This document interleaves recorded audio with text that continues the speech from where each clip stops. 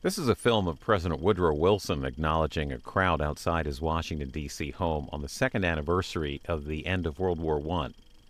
On November 10th of 1923, the former president delivered a live radio address from inside his home, marking Armistice Day, now known as Veterans Day. Coming up next, an audio recording of President Wilson's 4-minute address, the earliest known recording of a radio broadcast. We're providing a transcript to follow along since the audio is difficult to understand. The ailing former president, who speaks very slowly in the recording, died a few months later in February of 1924. Pictured here is Woodrow Wilson's coffin being carried out of his home.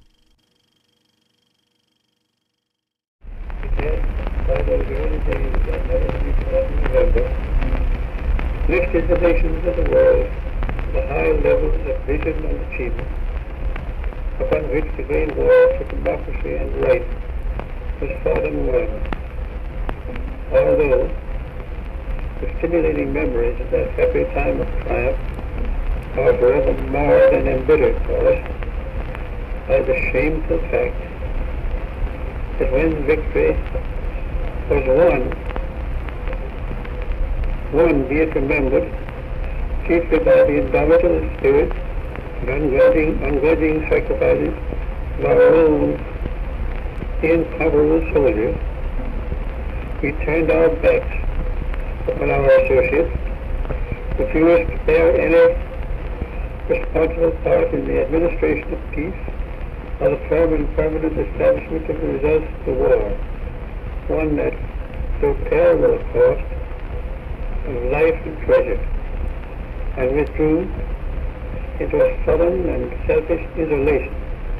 which is deeply ignoble, or is manifestly cowardly and dishonorable. This must always be a source of deep mortification to us, and we shall inevitably be forced by the moral obligations of freedom and honor to retrieve that fatal error and assume once more the role of courage, self-respect, and helpfulness, which every true American must wish to believe be the true part, our true part in the affairs of the world. That we should thus have done a great wrong to civilization at one of the most critical turning points of the history of mankind is the more to be deplored because every anxious year that has followed has made the exceeding need for such services as we might render more and more manifest and more pressing, as demoralizing circumstances which we might have controlled have gone from bad to worse, until now, as if to furnish a sort of sinister climax, France and Italy, between them, have made waste paper the Treaty of Versailles, and the whole field of international relationships is in perilous confusion. The affairs of the world can be set straight only by the firmest and most determined exhibition of the will to lead and make the right prevail. Happily, the present situation of affairs in the world affords us an opportunity to retrieve the past and to render mankind the incomparable service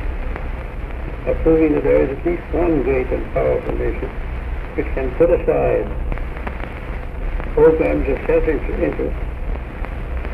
and devote itself to practicing and establishing the highest ideals of disinterested service and the consistent maintenance of exalted standards of conscience and of right. The only way in which we can show our true appreciation of the significance of Armistice Day is by resolving to put self-interest away